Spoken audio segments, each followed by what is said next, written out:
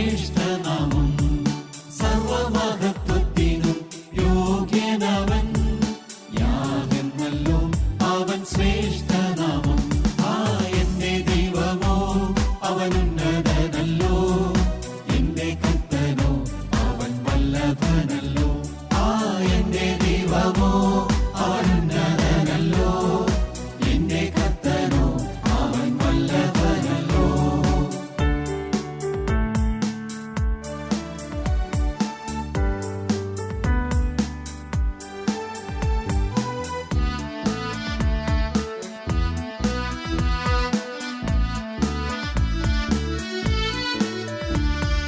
മഹത്വവും തേജസ്സും ധരിച്ചിടുന്നു. തിരശീല പോൽ വാനത്തെ വിരിപ്പോ. മഹത്വവും തേജസ്സും ധരിച്ചിടുന്നു. തിരശീല പോൽ വാനത്തെ വിരിപ്പോ. മേഘങ്ങളെ തന്റെ തേരാക്കിയും കാറ്റിൻ ചിറകിൻ മീതെ സഞ്ചരിക്കുന്നു. മേഘങ്ങളെ തന്റെ തേരാക്കിയും കാറ്റിൻ ചിറകിൻ മീതെ സഞ്ചരിക്കുന്നു. എന്റെ ദൈവമോ അവനുന്നതനല്ലോ. എന്റെ കർത്തനോ അവൻ വല്ലഭനല്ലോ. എന്റെ ദൈവമോ അവനുന്നതനല്ലോ. എന്റെ കർത്തനോ അവൻ വല്ലഭനല്ലോ.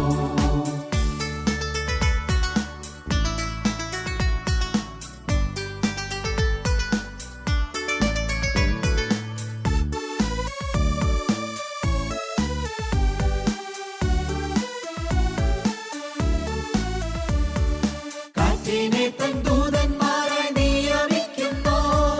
അഗ്നിജ്വാലയെ തന്റെ സേവകരായും. കാറ്റിനെ തൻ ദൂതന്മാരായി നിയമിക്കുന്നു. അഗ്നിജ്വാലയെ തന്റെ സേവകരായും. മരണപാതാളത്തിൻ താക്കോലുള്ളവൻ. എന്നേക്കും നിത്യജീവനേകിടുന്നവൻ. മരണപാതാളത്തിൻ താക്കോലുള്ളവൻ. എന്നേക്കും നിത്യജീവനേകിടുന്നവൻ. എന്റെ ദൈവമോ അവനുന്നതനല്ലോ. എന്റെ കർത്തനോ അവൻ വല്ലഭനല്ലോ. എന്റെ ദൈവമോ അവനുന്നതനല്ലോ. എന്റെ കർത്തനോ അവൻ വല്ലഭനല്ലോ. ഞങ്ങളും ക്രൂശിക്കപ്പെട്ട ക്രിസ്തുവിനെ പ്രസംഗിക്കുന്നു. 84 സങ്കീർത്തനം 4, 5, 6 വാക്യങ്ങൾ. നിന്റെ ആലയത്തിൽ വസിക്കുന്നവർ ഭാഗ്യവാന്മാർ. അവർ നിന്നെ നിത്യം സ്തുതിച്ചുകൊണ്ടിരിക്കും. ബലം നിന്നിലുള്ള മനുഷ്യൻ ഭാഗ്യവാൻ. ഇങ്ങനെയുള്ളവരുടെ മനസ്സിൽ സിയോനിലേക്കുള്ള പെരുവഴികളുണ്ട്. കണ്ണുനീർ താഴ്വരയിൽ കൂടി കടക്കുമ്പോൾ അവർ അതിനെ ജലാശയമാക്കി തീർക്കുന്നു. മുൻമഴയാൽ അത് അനുഗ്രഹപൂർണമായി തീരുന്നു. നിന്റെ ആലയത്തിൽ വസിക്കുന്നവർ ഭാഗ്യവാന്മാർ. അവർ നിന്നെ നിത്യം സ്തുതിച്ചുകൊണ്ടിരിക്കും. ബലം നിന്നിലുള്ള മനുഷ്യൻ ഭാഗ്യവാൻ. ഇങ്ങനെയുള്ളവരുടെ മനസ്സിൽ സിയോനിലേക്കുള്ള പെരുവഴികളുണ്ട്. കണ്ണുനീർ താഴ്വരയിൽ കൂടി കടക്കുമ്പോൾ അവർ അതിനെ ജലാശയമാക്കി തീർക്കുന്നു. മുൻമഴയാൽ അത് അനുഗ്രഹപൂർണമായി തീരുന്നു. താഴ്വരകളെക്കുറിച്ച് നാം ചിന്തിച്ചു വരികയായിരുന്നു. തിരുവചനത്തിലെ താഴ്വരകൾ നാം കണ്ടു. സിദ്ദീം താഴ്വരയിൽ കീൽക്കുഴികളുണ്ടായിരുന്നു. സോദോം രാജാവും ഗൊമോറ രാജാവും കീൽക്കുഴികളിൽ വീണുപോയി. സിദ്ദീം താഴ്വര സ്വയത്തെയും സ്വയത്തിൻ്റെ പ്രതാപത്തെയും കുറിക്കുന്ന താഴ്വരയാണ്. അത് പാപത്തെ കുറിക്കുന്ന താഴ്വരയാണ്.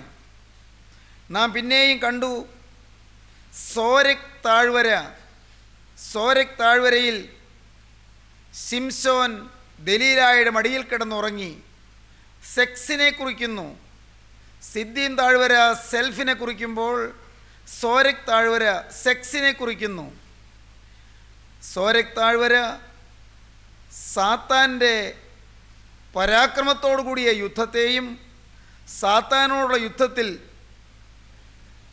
ദൈവ പൈതൽ തകർന്ന് തളർന്ന് വീഴുന്നതിനെയും നാം കാണുകയാണ്.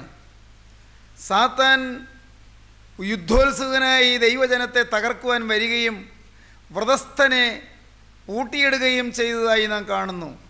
സോരക് താഴ്വര സെക്സിൻ്റെ, ലൈംഗിക അരാജകത്വത്തിൻ്റെ ഹീനമായ വശങ്ങളെ ചൂണ്ടിക്കാണിക്കുന്ന താഴ്വരയാണ്. മൂന്നാമത് നാം കണ്ടു ആഘോർ താഴ്വര, സിൽവർ, ധനമോഹം, ദ്രവ്യാഗ്രഹം, പണത്തെ സ്നേഹിക്കുന്നത് മൂലം വന്നു ചേരുന്ന വിപത്തുകളും അതുമൂലം മനുഷ്യജാതിക്ക് വരുന്നതായ കെടുതികളും ചൂണ്ടിക്കാണിക്കുന്ന താഴ്വര. ആഖാൻ കല്ലെറിഞ്ഞ് കൊല്ലപ്പെട്ട താഴ്വര ആഘോർ താഴ്വര. സിദ്ദീൻ താഴ്വര സെൽഫിനെയും സോരക് താഴ്വര സെക്സിനെയും ആഘോർ താഴ്വര സിൽവറിനെയും കുറിക്കുന്നു. വീണ്ടും നാം കണ്ടു ഏലാ താഴ്വര. ദാവീദ് ഗോലിയാത്തിനോടുള്ള യുദ്ധത്തിൽ ജയിച്ചതുപോലെ നാം സാത്താനോടുള്ള യുദ്ധത്തിൽ ജയിക്കുന്ന താഴ്വരയാണ് ഏലാ താഴ്വര. ദാവീദ് ഗോലിയാത്തിനെ ജയിച്ചു. അത് Valley of Satan as well as the valley of success. അത് സാത്താനോടുള്ള യുദ്ധത്തിൻ്റെ താഴ്വരയാണ്, പോരാ സാത്താനോടുള്ള ജയത്തിൻ്റെ താഴ്വരയുമാണ്. പിന്നെയും നാം കണ്ടു മരണനിഴൽ താഴ്വര, കൂരിരുൾ താഴ്വര. 23-ാം സങ്കീർത്തനത്തിൽ കൂരിരുൾ താഴ്വരയിൽ കൂടി നടന്നാലും ഞാൻ ഒരനർത്ഥവും ഭയപ്പെടുകയില്ല, നീ എന്നോടുകൂടെ ഇരിക്കുന്നുവല്ലോ. മരണനിഴൽ താഴ്വരയിൽ കൂടി നടന്നാലും ഞാൻ ഒരനർത്ഥവും ഭയപ്പെടുകയില്ല, നീ എന്നോടുകൂടെ ഇരിക്കുന്നുവല്ലോ. It is the valley of the shade of darkness as well as the shade of death. അത് മരണത്തിൻ്റെ താഴ്വരയാണ്, അത് കൂരിരുട്ടിൻ്റെ താഴ്വരയാണ്. ദൈവം കൂടെ ഉണ്ടെങ്കിൽ കൂരിരുട്ടിൽ മരണനേരത്ത് നാം തളരുകയില്ല, നാം വാടുകയില്ല, നാം സന്തോഷമുള്ളവരായി, പ്രസന്നതയുള്ളവരായി, പ്രാഗൽഭ്യമുള്ളവരായി നിൽക്കും. ഇന്ന് നാം ഇപ്പോൾ 6-ാമത്തെ താഴ്വരയെക്കുറിച്ച് ചിന്തിക്കാൻ തുടങ്ങുകയാണ്, കണ്ണുനീർ താഴ്വര. ഇംഗ്ലീഷ് ബൈബിൾ വായിക്കുമ്പോൾ വാലി ഓഫ് ബാഘ എന്ന് കാണും. വാലി ഓഫ് സാഡ്നെസ്, അത് ദുഃഖത്തിൻ്റെ താഴ്വരയാണ്. കണ്ണുനീർ താഴ്വര കണ്ണുനീരിൻ്റെ താഴ്വരയാണ്.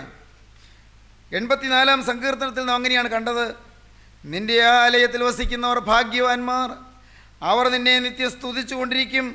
ബലം നിന്നുള്ള മനുഷ്യൻ ഭാഗ്യവാൻ, ഇങ്ങനെയുള്ളവരുടെ മനസ്സിൽ സിയോനിലേക്കുള്ള പെരുവഴികളുണ്ട്. കണ്ണുനീർ താഴ്വരയിൽ കൂടി കടക്കുമ്പോൾ അവർ അതിനെ ജലാശയമാക്കി തീർക്കുന്നു, മുൻമഴയാൽ അത് അനുഗ്രഹപൂർണമായി തീരുന്നു. കണ്ണുനീർ താഴ്വര, വാലി ഓഫ് സാഡ്നെസ്, ദുഃഖത്തിൻ്റെ താഴ്വര, ദുരിതത്തിൻ്റെ താഴ്വര. താഴ്വരകൾ നാം കടന്നു പോകേണ്ടി വരും. സിദ്ദീം താഴ്വരയെ നാം അഭിമുഖീകരിക്കേണ്ടി വരും.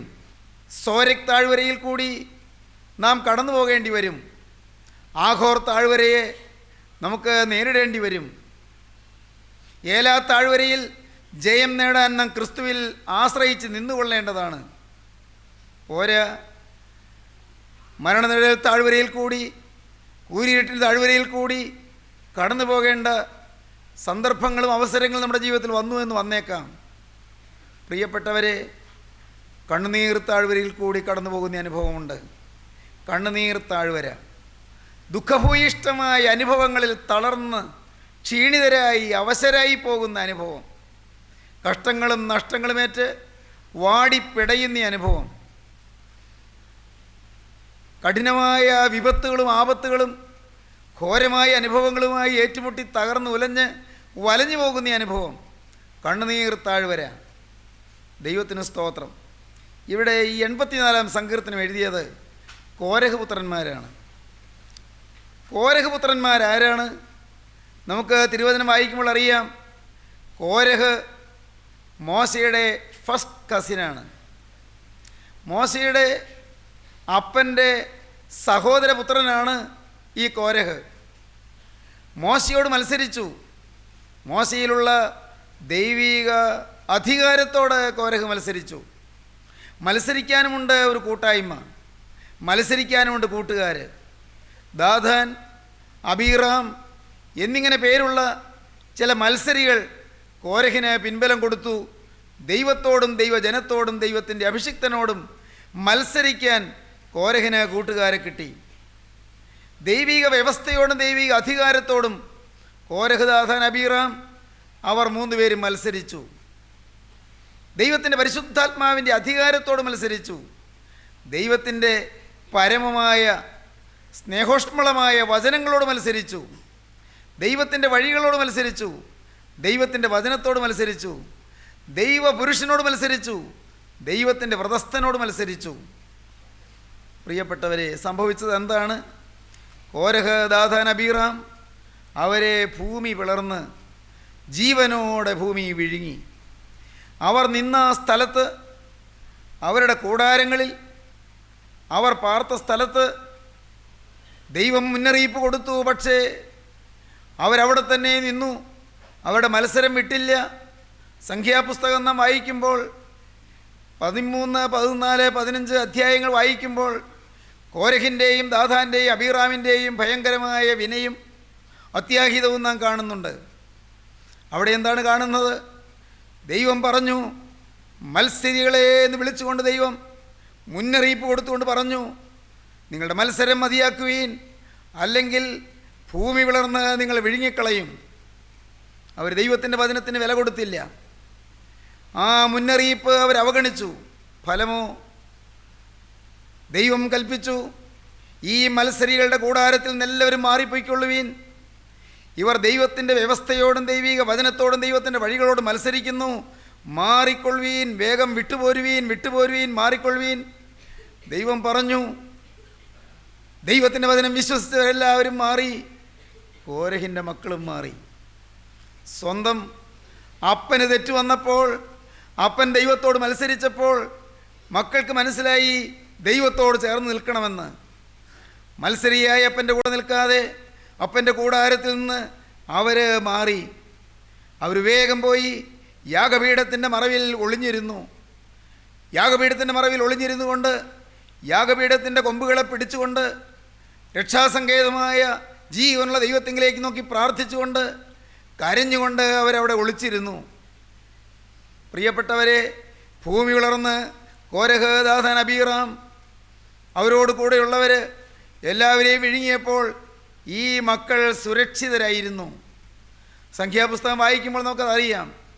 കോരഹിൻ്റെ പുത്രന്മാർ കോരഹ്, ദാഥാൻ, അബീറാം എന്നവരുടെ കൂടെ അവർ മരിച്ചു പോയില്ല, അവർ നശിച്ചു പോയില്ല.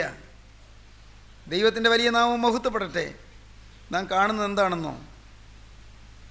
പിൽക്കാലത്ത് ഈ കോരഹിൻ്റെ മക്കൾ പാടി, നിൻ്റെ പ്രാകാരങ്ങളിൽ കഴിക്കുന്ന ഒരു ദിവസം വേറെ 1000 ദിവസത്തേക്കാൾ ഉത്തമമല്ലോ. ദുഷ്ടന്മാരുടെ കൂടാരങ്ങളിൽ പാർക്കുന്നതിനേക്കാൾ എൻ്റെ ദൈവത്തിൻ്റെ ആലയത്തിൽ വാതിൽ കാവൽക്കാരനായിരിക്കുന്നത് എനിക്ക് ഏറെ ഇഷ്ടം. പ്രിയപ്പെട്ടവരെ, അപ്പൻ അവിശ്വാസിയായപ്പോൾ അപ്പൻ ദുഷ്ടതയ്ക്ക് കൂട്ടാളിയായി എന്ന് മക്കൾക്ക് മനസ്സിലായി. അവിശ്വാസമുള്ള ഹൃദയമാണ് ദുഷ്ടഹൃദയം. എബ്രായ ലേഖനം 3-ാം അധ്യായം വായിക്കുമ്പോൾ കാണാം, നിങ്ങളെല്ലാവർക്കും അവിശ്വാസമുള്ള ദുഷ്ടഹൃദയം ഉണ്ടാകാതിരിക്കാൻ നോക്കുവീൻ. അവിശ്വാസമുള്ള ഹൃദയം ദുഷ്ടഹൃദയം. അപ്പൻ അവിശ്വാസിയായപ്പോൾ അപ്പൻ ദുഷ്ടനായിപ്പോയി. അത് മക്കൾക്ക് മനസ്സിലായി. മക്കൾ പറയുന്നു, ദുഷ്ടന്മാരുടെ കൂടാരങ്ങളിൽ പാർക്കുന്നതിനേക്കാൾ എൻ്റെ ദൈവത്തിൻ്റെ ആലയത്തിൽ വാതിൽ കാവൽക്കാരനായിരിക്കുന്നത് എനിക്ക് ഏറെ ഇഷ്ടം. 84-ാം സങ്കീർത്തനത്തിലെ വാക്യങ്ങളാണിത്. പക്ഷേ അവർക്ക് വലിയ സങ്കടമുണ്ട്, അവർക്ക് വലിയ വേദനയുണ്ട്. സ്വന്തം അപ്പൻ്റെ ഘോരമായ അനുഭവം, അപ്പൻ നേരിട്ടതായ കൊടിയ ശിക്ഷ, ദൈവത്തിൻ്റെ ആ നിത്യസ്നേഹം അനുഭവിക്കാൻ കഴിയാതെ മത്സരിച്ച് ദൈവത്തിൽ നിന്ന് അകന്നുപോയി അപ്പന് വന്നതായ ഭയാനകമായ അപകടം, അതിനെ ഓർക്കുമ്പോൾ ആ മക്കൾ വിതുമ്പിപ്പോകുന്നു, അവർ കരഞ്ഞു പോകുന്നു. കണ്ണുനീരിൻ്റെ താഴ്വരയിലൂടെ അവർ പോകേണ്ടി വന്നു. ദുഃഖവും വേദനയും, അപ്പനെക്കുറിച്ചുള്ള ദുഃഖം, അപ്പൻ എന്നേക്കുമായി നഷ്ടപ്പെട്ടു പോയല്ലോ എന്നുള്ള ദുഃഖം, അപ്പൻ ജീവനോടെ പാതാളത്തിലേക്ക് താണുപോയല്ലോ എന്നുള്ള ദുഃഖം, ഭൂമി പിളർന്ന് അപ്പനെയും അപ്പനോടുകൂടെ ഉള്ളവരെയും വിഴുങ്ങിക്കളഞ്ഞല്ലോ എന്നുള്ള ദുഃഖം, ഇതെല്ലാം കണ്ണീരൊഴുക്കുന്നതിന് കാരണമായി തീർന്നു. അവർ പറയുകയാണ്, ബാഖായിൻ താഴ്വരയിലൂടെ ഞങ്ങൾ നടക്കുകയാണ്, കണ്ണുനീർ താഴ്വരയിൽ കൂടി ഞങ്ങൾ നടക്കുകയാണ്. സഹോദരങ്ങളെ, ആത്മാക്കളെക്കുറിച്ചുള്ള വേദന ഉണ്ടാകുമ്പോൾ കണ്ണുനീർ താഴ്വരയിൽ നാം എത്തും. നശിച്ചു പോകുന്നവരെക്കുറിച്ച് നമുക്ക് ദുഃഖം ഉണ്ടാകുമ്പോൾ, നഷ്ടപ്പെട്ടു പോകുന്നവരെക്കുറിച്ച് നമുക്ക് വേദന ഉണ്ടാകുമ്പോൾ, നിത്യ അന്ധകാരത്തിലേക്ക് പോകുന്നവരെക്കുറിച്ച് നമ്മുടെ ഹൃദയത്തിൽ ഭാരമുണ്ടാകുമ്പോൾ, ഇടം കൈയേത് വലം കൈയേത് തിരിച്ചറിയാതെ നാശത്തിലേക്ക് വഴുതി വീണു പോകുന്നവരെക്കുറിച്ച് നമുക്ക് ദുഃഖം വരുമ്പോൾ അപ്പോൾ നാം കണ്ണുനീർ താഴ്വരയിൽ കൂടി പോവുകയാണ്. പ്രിയപ്പെട്ടവരെ, അതൊരു ഭാഗ്യകരമായ അനുഭവമാണ്. കണ്ണുനീർ താഴ്വരയിൽ കൂടി പോവുക. ദുഃഖം നല്ലതാണ്. പണ്ട് മലയാളത്തിലെ പ്രശസ്തനായ കവി നാലപ്പാട്ട് നാരായണ മേനോൻ കണ്ണുനീർത്തുള്ളി എന്ന് പറയുന്ന പുസ്തകം എഴുതി. ഒരു വിലാപ കാവ്യമാണത്. കണ്ണുനീരിൻ്റെ കഥയാണത്. അതൊരു കരച്ചിലിൻ്റെ കവിതയാണത്. കണ്ണുനീർത്തുള്ളി എന്ന വിലാപ കാവ്യത്തിൽ അദ്ദേഹം പറഞ്ഞു, ഉരുക്കിടുന്നു, മിഴിനീരിലിട്ട് മുക്കുന്നു, മുറ്റും ഭുവനൈക ശില്പി, മനുഷ്യഹൃത്താം കനകത്തെ ഏതോ പണിത്തരത്തിനുപയുക്തമാക്കാൻ. സ്വർണ്ണക്കട്ട അത് ഉരുക്കും, മിഴിനീരിലിട്ട് മുക്കും, കണ്ണീരിലിട്ട് മുക്കും. ഭുവനത്തിലെ ഏകശില്പിയായ സച്ചിദാനന്ദ സ്വരൂപനായ ജഗന്നിയന്താവായ പരബ്രഹ്മസ്വരൂപമായ നിത്യനായ ദൈവം മനുഷ്യൻ്റെ ഹൃദയത്തെ ഒരു കനകക്കട്ടയെ ഉരുക്കുന്നത് പോലെ ഉരുക്കും, കണ്ണീരിലിട്ട് മുക്കും. എന്നിട്ട് ഉരുക്കിടുന്നു, മിഴിനീരിലിട്ട് മുക്കുന്നു, മുറ്റും ഭുവനൈക ശില്പി, മനുഷ്യഹൃത്താം കനകത്തെ ഏതോ പണിത്തരത്തിന് ഉപയുക്തമാക്കാൻ, ഏതോ നല്ലൊരു ആഭരണമാക്കിയെടുക്കാൻ, മനോഹരമായ അത്യന്തം മനോജ്ഞ സുന്ദരമായ ഒരു പണിത്തരമാക്കിയെടുക്കാൻ വിശ്വശില്പിയായ ജഗന്നിയന്താവ് മനുഷ്യഹൃദയത്തെ ഉരുക്കുകയും അതിനെ ഒരു പണിപ്പാടാക്കി ഒരു ആഭരണമാക്കി മാറ്റുകയും ചെയ്യുന്നു. പ്രിയപ്പെട്ടവരെ, കരഞ്ഞുകൊണ്ട് കവി പാടുകയാണ്. സ്വന്തം ജീവിതാനുഭവത്തിലെ ദുഃഖഭൂയിഷ്ഠമായ അനുഭവങ്ങളെ പേർത്തും പേർത്തും ചിന്തിച്ചുകൊണ്ട് കരഞ്ഞുകൊണ്ട് കവി പാടുന്ന ഒരു കവിതയാണ് കണ്ണുനീർത്തുള്ളി. ആ വിലാപകാവ്യത്തിൽ പറഞ്ഞത്, ജീവിതത്തിൽ ദുഃഖം വരുന്നത്, ജീവിതത്തിൽ കണ്ണീർ ഉറന്നു വരുന്നത്, അത് ഏതോ ഒരു നല്ല ആഭരണമായി പണിയപ്പെടാൻ പോവുകയാണ് എന്നതിൻ്റെ സൂചനയെന്നാണ് കവി പറയുന്നത്. ശ്രേഷ്ഠമായൊരനുഭവത്തിലേക്ക് ദൈവം നമ്മെ നയിക്കുന്നുവെന്ന്, ഉന്നതമായൊരു അനുഭവത്തിലേക്ക്, പരമയോഗ്യമായൊരനുഭവത്തിലേക്ക്, ഉദാത്തമായ അനുഭൂതിയിലേക്ക് നമ്മെ നയിക്കാൻ നിത്യനായ ദൈവം ഒരുക്കുന്നതായ ചില വഴികളാണ് ദുഃഖവും ദുരിതവും കണ്ണീരും വേദനയും. കണ്ണുനീർ താഴ്വരയിൽ കൂടി കടക്കുമ്പോൾ അവർ അതിനെ ജലാശയമാക്കി തീർക്കുന്നു. നിൻ്റെ ആലയത്തിൽ വസിക്കുന്നവർ ഭാഗ്യവാന്മാർ, അവർ നിന്നെ നിത്യം സ്തുതിച്ചു കൊണ്ടിരിക്കും. ദൈവത്തിൻ്റെ ആലയത്തിൽ കോരഹൂത്രന്മാർ വസിച്ചു. സമാഗമന കൂടാരത്തിൽ യാഗപീഠത്തിൻ്റെ മറവിൽ ബലിപീഠത്തിൻ്റെ വിറയിൽ അവർ ഒളിച്ചിരുന്നു. ദൈവകോപത്തിൽ ശിക്ഷ അനുഭവിക്കാതിരിക്കാൻ, ദൈവത്തിൻ്റെ ക്രോധാഗ്നിയിൽ തകർന്നു പോകാതിരിക്കാൻ, ദൈവത്തിൻ്റെ ഉഗ്രകോപത്തിൽ നശിച്ചു പോകാതിരിക്കാൻ അവർ ഓടി. അപ്പൻ്റെ കൂടാരം വിട്ട് വേഗമോടി അവിടെ യാഗപീഠത്തിൻ്റെ മറവിൽ മറഞ്ഞു. അവർ പറയുകയാണ്, ബലം നിന്നുള്ള മനുഷ്യൻ ഭാഗ്യവാൻ. ഇങ്ങനെയുള്ളവരുടെ മനസ്സിൽ സിയോനിലേക്കുള്ള പെരുവഴികളുണ്ട്. കണ്ണുനീർ താഴ്വരയിൽ കൂടി കടക്കുമ്പോൾ അവർ അതിനെ ജലാശയമാക്കി തീർക്കുന്നു. സ്നേഹിതരെ, ഞാൻ വളരെ എളിമയോടെ നിങ്ങളോട് ചോദിക്കട്ടെ, നിങ്ങളുടെ ജീവിതത്തിൽ കണ്ണീരടിഞ്ഞ സന്ദർഭങ്ങൾ ഏതെല്ലാം ഉണ്ട്? കരഞ്ഞ സമയങ്ങൾ. ഞാൻ പറയും, കരഞ്ഞ സമയങ്ങളെ സന്തോഷത്തിൻ്റെ നാന്ദിയാക്കി മാറ്റാൻ സ്വർഗത്തിലെ ദൈവത്തിന് കഴിയും. സന്ധിയെങ്കൽ കരച്ചിൽ വന്ന് രാപാർക്കും, ഉഷസ്സിലോ ആനന്ദഘോഷം വരുന്നു എന്നാണ് സങ്കീർത്തനക്കാരൻ പാടിയത്. 30-ാം സങ്കീർത്തനത്തിൽ സന്ധിയെങ്കൽ കരച്ചിൽ വന്ന് രാപാർക്കും, ഉഷസ്സിലോ ആനന്ദഘോഷം വരുന്നു. കരച്ചിൽ, പല പല പ്രശ്നങ്ങൾ, പല പല ദുരിതങ്ങൾ, പല പല ആപത്തുകൾ, അടിക്കടി വേദനാവിഷയങ്ങൾ, ഒന്നുമാറി പ്രശ്നങ്ങൾ, താങ്ങാനാവാത്ത ക്ലേശങ്ങൾ, പലതരത്തിലുള്ളതായ പ്രതിസന്ധികൾ, മനസ്സ് ഉലഞ്ഞ് വലഞ്ഞ് വാടിപ്പോകുന്ന സന്ദർഭങ്ങൾ. ദൈവജനമേ, ജീവിതത്തിൽ അങ്ങനെ അടിക്കടി ദുരിതങ്ങൾ വരുമ്പോൾ അവിടെ ആ കണ്ണീരിനെ സന്തോഷത്തിൻ്റെ പാട്ടാക്കി മാറ്റാൻ ദൈവത്തിന് കഴിയുമെന്നാണ് സങ്കീർത്തനക്കാരൻ പറഞ്ഞത്. എത്രയെത്ര ദുരിതപൂരിതമായ അനുഭവങ്ങളിലൂടെയാണ് ദാവീദ് കടന്നുപോയത്. ജീവിതത്തിൽ ഏതെല്ലാം കഷ്ടപ്പാടുകളെയാണ് ദാവീദ് അഭിമുഖീകരിച്ചത്. പക്ഷേ അതെല്ലാം നന്മയിലേക്കുള്ള ചവിട്ടുപടികളാക്കി ദൈവം ഉപയോഗിച്ച് കൊടുത്തു.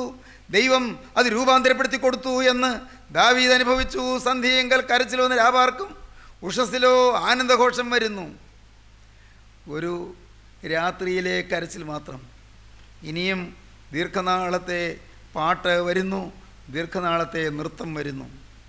യെശയ്യാ പ്രവാചകന്റെ പുസ്തകം 25-ാം അധ്യായത്തിൽ പ്രവാചകൻ പറയും, ദൈവം നമ്മുടെ കണ്ണുനീര് തുടച്ചു തരുമെന്ന്.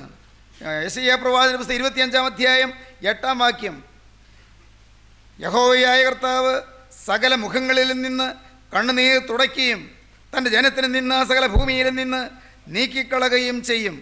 യഹോവയായ കർത്താവ് സകല മുഖങ്ങളിൽ നിന്ന് കണ്ണുനീർ തുടയ്ക്കും, തൻ്റെ ജനത്തിന് നിന്ന് സകല ഭൂമിയിൽ നിന്ന് നീക്കിക്കളയുകയും ചെയ്യും. കണ്ണുനീര് തുടയ്ക്കും. ദൈവത്തിന് സ്തോത്രം.